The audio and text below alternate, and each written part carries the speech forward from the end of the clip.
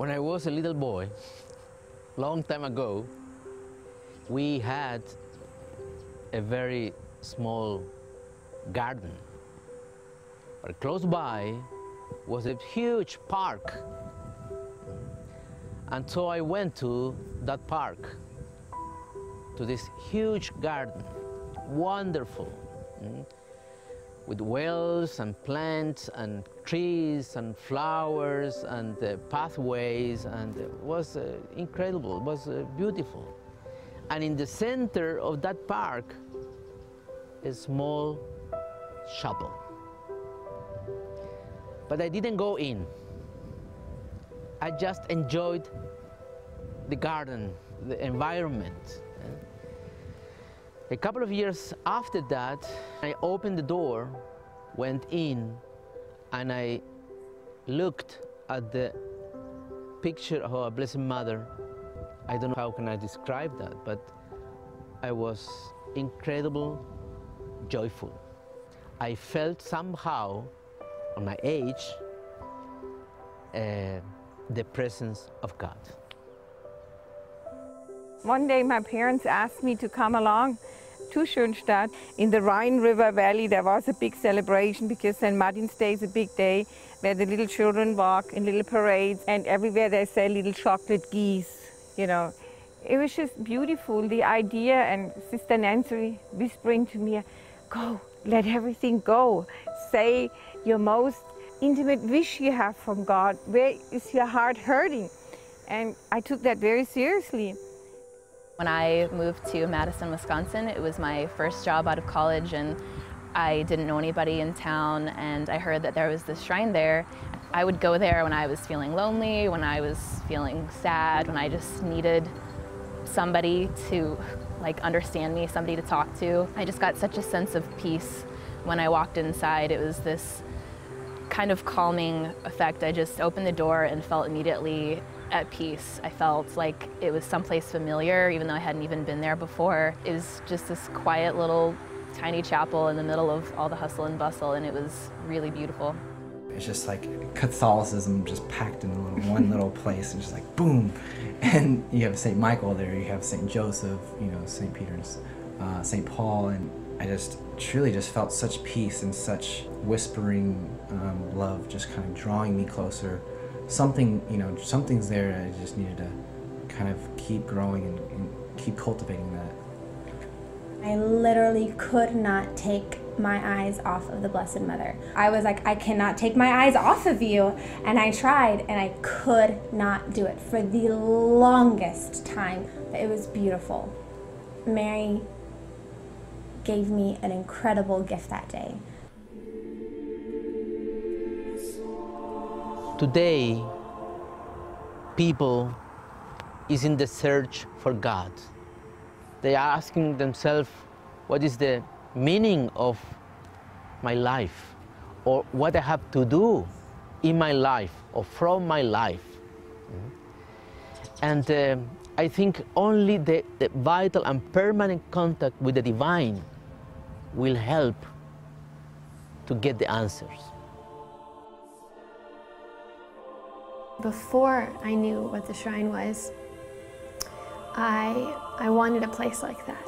You can bring wherever you are, whatever you're going through there, in that space with Mary and with Christ. I'm so at home in the shrine, and I've been to it so many times and so countless, and it's just like a place of comfort and refuge, and I'm pretty grateful that I know them, and that I can go to them and pray, because I definitely found myself there.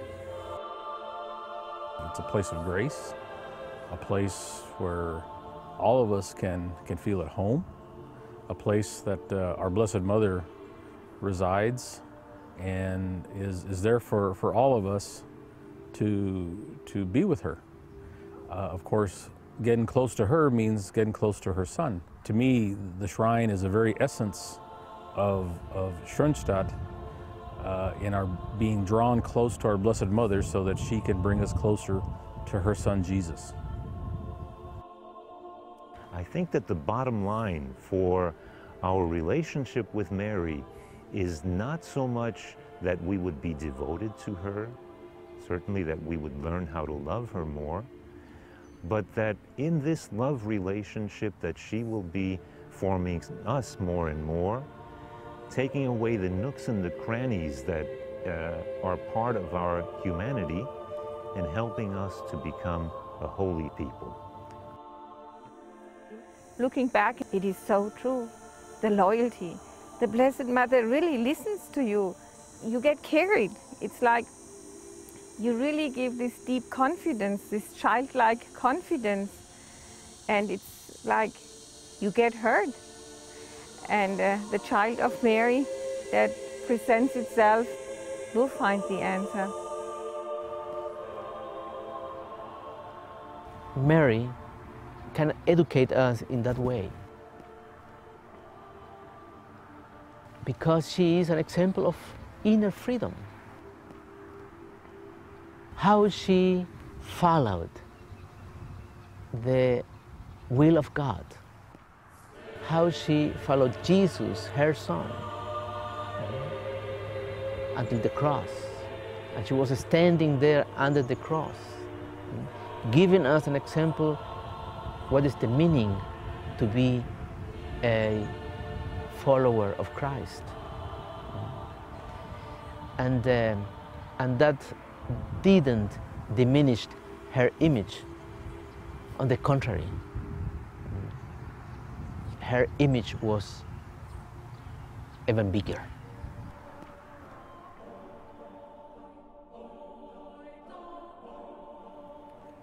Bethlehem Cradle of Sanctity, that's the name and the title of the shrine here in Austin that we would like to have built.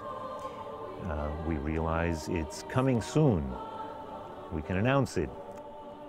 We need for people to be committed both through their sacrifices, but also offer their financial aid and assistance so that we can certainly have that building ASAP. It'll be a very exciting moment when we do see the shrine. I think that Addie Roy here at the land that's chosen for the shrine there couldn't be a more perfect place for it. And I think that when that day comes, that it's going to be a very, very happy, exciting day for me and for the Austin community and for Texas in general and any visitors who come. It would be a gift for every Christian, every believing person in the diocese, and for, who knows, beyond that too. Because it is such a place of coming together and a place of unity and a place where everybody from whatever parish, from whatever, pilgrims from different cities and states and countries are all welcome.